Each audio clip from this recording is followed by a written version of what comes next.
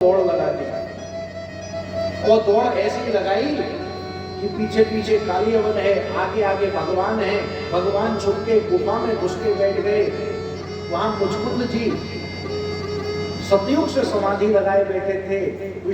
देवासुर युद्ध में, देवों और असुर के युद्ध में बहुत सहायता की थी मुचकुंद जी ने, और युद्ध में इतना युद्ध किया कि थक गए, थक के लेट गए। लेटने से पहले भगवान ने पूछा तुम्हें क्या वरदान चाहिए? क्या भगवान मैं बहुत थका हुआ हूँ, वरदान तो बाद की बात है, पर कोई जगाए नहीं। भगवान ने आशीर्वाद दे दिया, अगर तुम्हें किसी ने जगाया वही मर जाएगा, वो चल के मर जाएगा।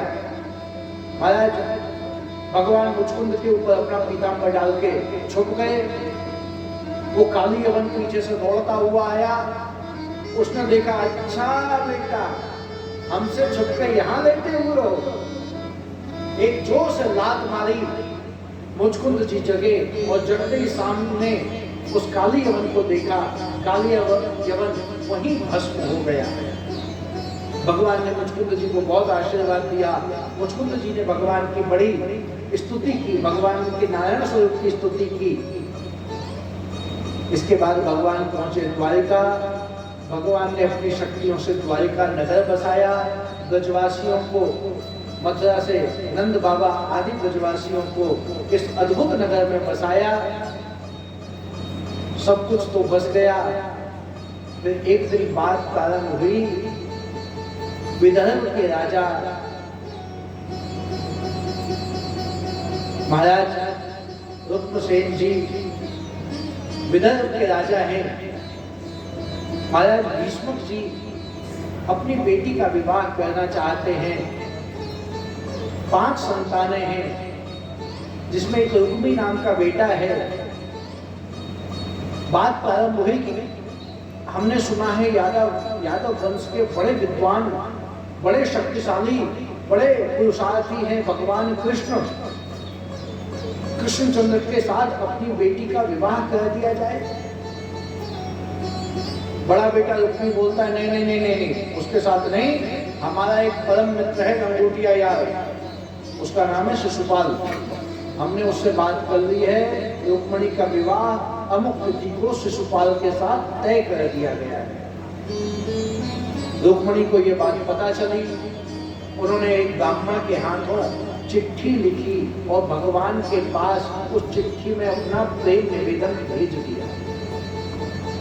भगवान चिट्ठी लेके पंडित जी चले हैं। पहले शादियां 2-2, 3-3, 4-4 महीने बाद की फिक्स होती थी और बारातें भी 2-2 महीने टिकती थी उस जमाने में। अब हमारे भाई साहब का तो ऐसा नंबर नहीं लगा होगा।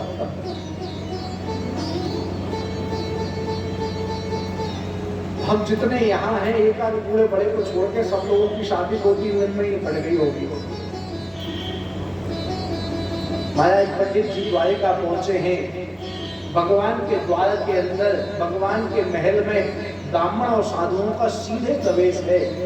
वो पंडित जी सीधे भगवान के द्वार में पहुंचे, भगवान के पास पहुंचे और भगवान के सामने बड़े संकोच के भाव से खड़े हो गए। भगवान ने उठ के स्वागत किया। कहते हैं आओ पंडित जी महाराज, क्या आदेश है? पंडित जी महाराज ने कहा आपके लिए चिट्ठी आई है। कहते कहां से आई? कहते हैं विदर्भ में कुंदनपुर से हमारी राजकुमारी जी ने आपके लिए चिट्ठी भेजी है। भगवान पूछते क्या नाम है? कहते नाम है रुक्मणी। भगवान ने भी बहुत सुंदरता की चर्चा सुनी थी रुक्मणी की, और ये तो लक्ष्मी जी है ना। रुक्मणी जी ने चिट्ठी भेजी है भगवान को, और भगवान को चिट्ठी में कहती हैं कि मैंने तो आपके गुणों को बचपन से सुना है, आपके सौंदर्य की, आपके बल की चर्चा बचपन से सुनी है। पंडित जी ही बाँच रहे। भगवान ने कहा पंडित जी लव लेटर है, खुदे में पढ़ो, हमें छुप के पढ़ने वाला अभ्यास नहीं है, हम तो खुदे वाले हैं। वो राम अवतार में बहुत छुप छुप के जी लिए, जिससे प्रेम में मनी मन में रखा, बोल नहीं पाए। कृष्ण अवतार में तो कोई उनको ऑफर दे तो तैयार खड़े होते हैं, भाई सामने सामने की बात कर लो। पंडित जी से कहते हैं तुम पढ़ो लेटर, क्या पत्र लिखा है? रुक्मणी जी ने पत्र में लिखा है कि बचपन से आपके गुणों को मैं सुनती आ रही हूँ। 7 श्लोकों में लिखा, यहाँ तक लिख दिया कि आपकी सौंदर्य की चर्चा, आपके गुणों की चर्चा से तो पूरा विदर्भ प्रांत ही नहीं, पूरे देश में आपके विषय में चर्चा है। मेरा प्रेम आपसे बहुत समय से है, लेकिन कभी निवेदन नहीं कर पाई। आप ब्राह्मणों के रक्षक हैं, आप साधुओं के रक्षक हैं, आपने ब्रज में ऐसी ऐसी लीलाएं की। और अंतिम में लिखते लिखते यहां तक लिख दिया, हे नरश्रेष्ठ, हे नर साधुल, हे शेर, हे सिंह, कभी सुना है सिंह का जो शिकार होता है उसको गीदड़ों तक उठा के ले जाए? इस शिकार तो गीदड़ है और आप सिंह हैं, और सिंह पर मेरा हक बनता है। सिंह आप हैं, आप मुझे वर्ण करें तो मेरा सौभाग्य होगा। भगवान तो यही चाहते हैं कोई भक्त आगे बढ़ के हाथ तो बढ़ाए, कहे तो सही बस मुझे तुमसे प्रेम है, हिम्मत तो करे, घर में घुस के ना बैठा रहे, आगे आके कहे तो सही हमें भगवान आपसे प्रेम है। प्रेम के लिए बाहर निकलना पड़ता है, घर में तो छुप के बैठे रहो तो कोई इच्छा कभी पूरी नहीं होगी। महाराज ब्राह्मण के साथ ही भगवान कृष्ण चल दिए कि चलो भैया देर नहीं करेंगे, विवाह का टाइम आ चुका है। पंडित जी को साथ में दिया, भगवान ने अपना रथ लिया, साथ में चल दिए। इधर गुप्तचरों ने दाऊ दादा को सूचना दी, दाऊ जी कन्हैया तो एक पंडित जी के साथ चल दिए हैं। कहां की ओर गए हैं? विदर्भ की ओर गए हैं, कुंदनपुर की तरफ। और ऐसा सुनने में आया वहां से कोई पंडित जी आए थे। दाऊ दादा बोले कन्हैया को कोई काम सीधो सीधो हो ही ना है, जे बिना टेढ़ो काम किए मानने वाला तो है ना है। जे उंगली से गरम करके घी ना निकाले को टेढ़ी करके ही निकाले को। अपने साथियों को तैयार किया, सेना को तैयार किया, कन्हैया के पीछे पीछे चलो भैया। थोड़ी देर में कन्हैया के पीछे बलराम जी, दाऊ भैया भी निकल पड़े हैं। इधर भगवान पहुंचे हैं कुंदनपुर।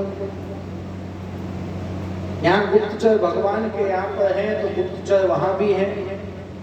महाराज भीष्म के गुप्तचर हैं। ब्याह को तैयार होके आए शिशुपाल के गुप्तचर भी हैं। सूचना मिली भैया एक जो जबरदस्त काम है, ऐसा सुनने में आयो है कि कन्हैया कुंदनपुर के क्षेत्र में बॉर्डर पे, सीमा पे देखा गया है। अब तो सब सतर्क हो गए।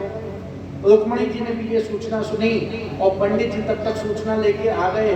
पंडित जी ने इशारे से आशीर्वाद दिया कि तुम्हारी मनोकामना यहाँ आ चुकी है। रुक्मणी जी अत्यंत प्रसन्न हो गई। रुक्मणी जी ने कभी ब्राह्मणों को श्राप दे दिया था जब लक्ष्मी स्वरूप में थी कि भगवान के वक्षस्थल पर रघु जी ने लात मार दी थी।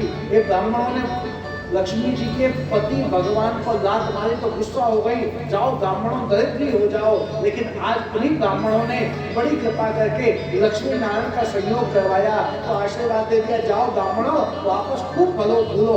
आजकल के तो ब्राह्मण भी खूब, देखो भाई दीक्षित मैया पीछे करोड़पति अरबपति बैठी है, चकाचक फैक्ट्री है, बहुत बड़े बड़े घर हैं दिल्ली में। महाराज ब्राह्मणों को आशीर्वाद दे दिया कि वापस तुम धनवान हो जाओ। इधर रुक्मणी जी ने राज्य में कह दिया कि कल हम देवी जी की पूजा के लिए मंदिर जाएंगे। भैया मंदिर की सुरक्षा बड़ी जबरदस्त करवा दी गई, चारों तरफ से सिक्योरिटी बढ़ा दी गई, बड़े बड़े सैनिक हथियार वाले खड़े कर दिए गए कि भाई रुक्मणी महल के बाहर पहली बार जाएगी, मंदिर में जाएगी। सूचना इसलिए करवाई गई ताकि कृष्ण भगवान को भी सूचना पहुंच जाए। मंदिर की व्यवस्था बड़ी तगड़ी थी, सैनिक बड़े तगड़े तगड़े सैनिक खड़े कर दिए गए। रुक्मणी जी पूजा करने के लिए पहुंची हैं। पूजा करते हुए भगवती जी से प्रार्थना कर रही हैं कि हे भगवती, मुझे मेरे कन्हैया से मिलवा दो। हे भगवती ऐसी कृपा हो कि मुझे मेरा वही श्याम सलोना मिल जाए। हे भगवती मुझ पर कृपा करो। मैया ने प्रसन्नता से माला एक पुष्प गिरा दिया। माला से पुष्प जैसे ही प्रार्थना की गई, एक पुष्प गिरा। रुक्मणी जी समझ गई मनोकामना पूरी होने वाली है। सैनिक लोग देख रहे थे कि अभी तक सब व्यवस्था बहुत बढ़िया चल रही है। व्यवस्थाओं को देखते हुए रुक्मणी जी निकली। सब सैनिकों की दृष्टि अपनी राजकुमारी पर गई। रुक्मणी जी ने अपना पल्लू थोड़ा पीछे किया और बहुत प्यार से मुस्कुरा दी। अब जितने सैनिक थे अपने राज्य की राजकुमारी की सुंदरता को देख के मुग्ध हो गए। सबके सब हो गए कि ये क्या हुआ।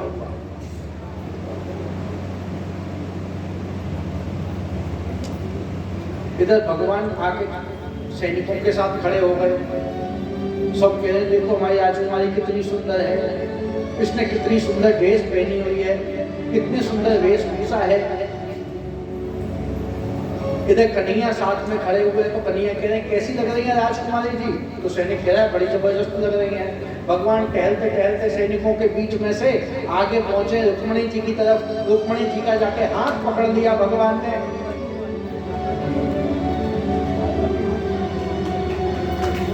बोलो कन्हैया लाल की, रुक्मणी मैया की।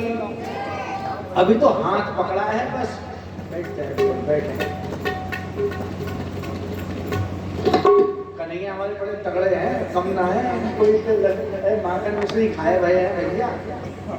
भाई अभी क्या हुआ कि रुक्मणी जी का हाथ पकड़ा तो सभी सैनिक बोले ओए हो देखो कितनी सुंदर हमारी रुक्मणी जी, और जिनने हाथ पकड़ा वो भी कितना सुंदर है। भगवान ने रुक्मणी जी को रथ में बैठाया। कहते कितना सुंदर रथ है जिसमें बैठाया गया। वाह वाह। भगवान ने रथ को पकड़ा और हाँकना चालू किया तो सैनिक बोलते देखो रथ कितना सुंदर चल रहा है, हमारी राजकुमारी जी जाती है तो कितनी सुंदर लगती है। वाह अद्भुत। भगवान की योग माया फैली हुई थी। सैनिक